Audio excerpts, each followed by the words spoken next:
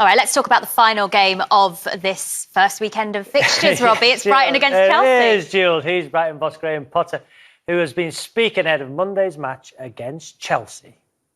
We had a lot of players last year that were making their first seasons in the Premier League. The likes of Neil Maupay, the likes of Leo Trossard, the likes of Tariq Lamptey, Stephen Alzate, Aaron Connolly, as a few examples. So I think they'll be better for the experience. And then, of course, we want to try and attack better as a team. We want to try and score more goals, try and win more games. Again, it sounds easy when I speak now, but again, that is also the challenge for us. The intention's clear. They want to compete. They want to compete at the top. I think they had a really good season last year in terms of finishing fourth with an embargo, with introducing young players and still managing to get into the Champions League spots is really good. But I'm guessing for a club like Chelsea and for somebody like Frank, who's competed at the top for all his career, that they want to push on and they want to try to compete for the title. And that's pretty much what the intention looks like. Well, it's Brighton's fourth season in the Premier League and the second season under Graham Potter. A lot of the fans are kind of looking at this season and maybe thinking, is this the year that Brighton can, of course, survive again, but maybe push that little bit further up the table? Do you think they can? I think they can, actually. I do. I like what I see with Graham Potter. I like the way he's developed the team. I think it's a big ask. We went in there. Obviously, they played in a certain system, certain way with Chris Hughton. And it takes time to develop a new system and to try and play in a different way. And to do that in a team which would be expected to be towards the end of the bottom of the table is tough. And I thought the way they restarted when we came back with Project Restart, the way they went about it, I thought was superb. They obviously set the table by that win against Arsenal. And then they just kicked on from there and they played some great football. I actually thought they were one of the teams who benefited from the fans not being in the stadium because I think they felt less pressure because of the way they play. I think the fans would have been more anxious, in terms of obviously we need to win this game, we need to get these points to get the table. I think without the fans being in the stadium, I think it might have helped them and benefited them a little bit more. But I think I like what Graham Potter's done. I like the addition of Adam Lallana, for example. And whether or not he can play every game, I don't know. But he will be a lieutenant in the dressing room. You can see why he's gone there and what he'll bring. Ben White's a fine young defender. I think they're refusing offers for, but I think other big clubs might come in before the end of the window. So they're going to have to put him in the team as well. So I can see the transitions that he's making. Lamptey, I think, by the way, is superb. Yeah, right back. Absolutely. I mean, Chelsea are really upset they lost him, even though they got Reece James. I think losing Lamptey was a real blow for them because he's a real talent. But it's like there's lots of positives at Brighton. I could see them finishing 10th, 11th, actually, if things go well for them. See, Jules, fans like you, Jules, not putting pressure on the team. I'm not putting any pressure on them. I'm just happy that Brighton managed to keep hold of Lewis Dunk as well. Maybe not pressure, maybe more the anxiety of the supporters. Yeah. I know what you mean. All right, well, what's Frank Lampard had to say about his new signings and his first game of the season? Let's hear from the Chelsea boss now.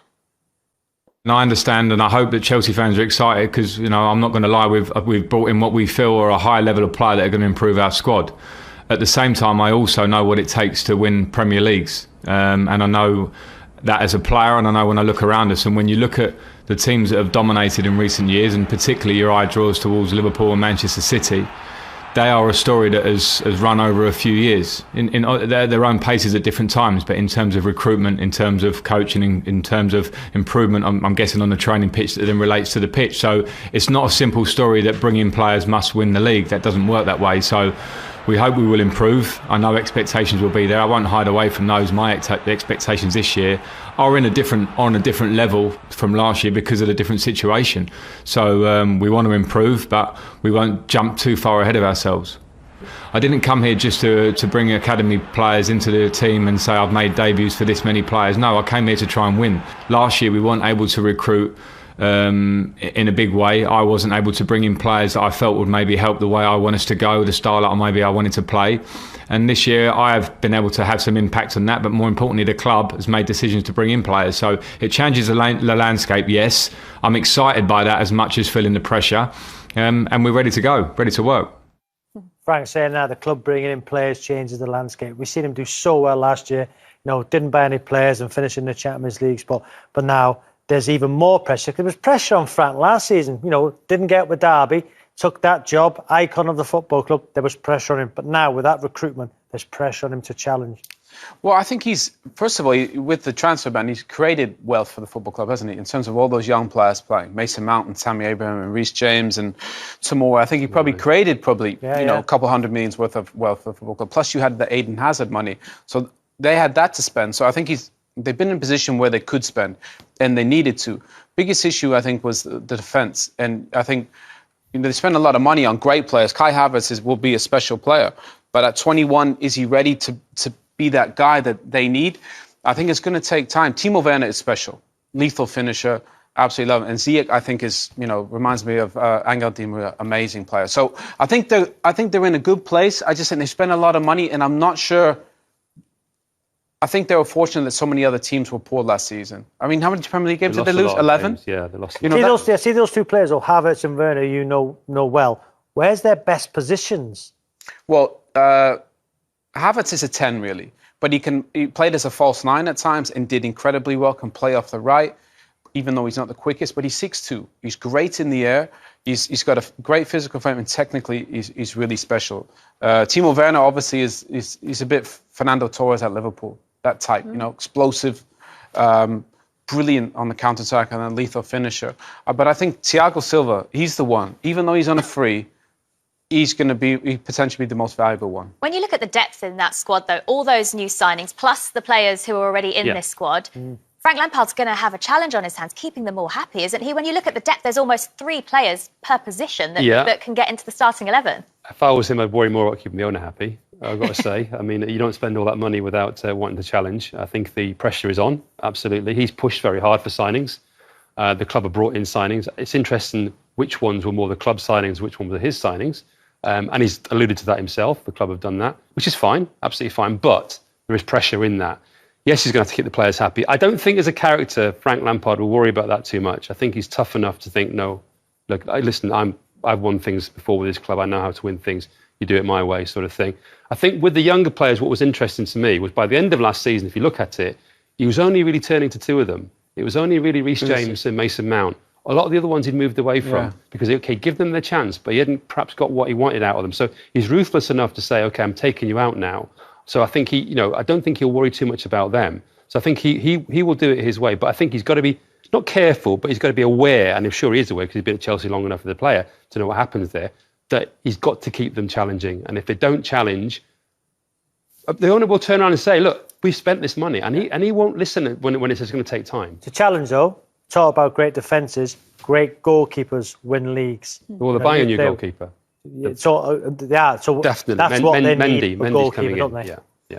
Well, if I just think back to those great Chelsea teams, Cech, John Terry, Makelele, Frank, Drogba, the whole spine of the team was flawless. Leaders. I still look at Frank's team. I would have signed all those players if I was sporting director. Really good young players. But I'm not sure who the leader of the team is. Kante's one of the great players, but he's so quiet. Kovacic, I know he's quite quiet, So all of a sudden, who's the leader in the back line? I think Frank, he's built got a good group of players here, but I'm not sure if he looks at it, he thinks, where's his JT? Where's his Frank? Where's his Drogba? And I think that's where they could, as much as I like everything he's done, I think, again, you only really know teams when they're struggling, and you need leaders then. Did you listen to Chelsea, when it was obviously no fans the same, but you taught... Didn't go to Stamford Bridge, bizarrely. How team was, vocal, do you know what I mean? Yeah. The vocal, were Chelsea Were vocal? they one of the loud teams? Yeah. No. Not at all? No. There's Owen's points there, Yeah, they weren't. Frank was, but they didn't really. I don't remember listening to Chelsea. Azpilicueta certainly was one. But beyond that, no, not really. You're absolutely right. I don't think they're a loud team. I don't think they're a team that make a lot of noise on the pitch.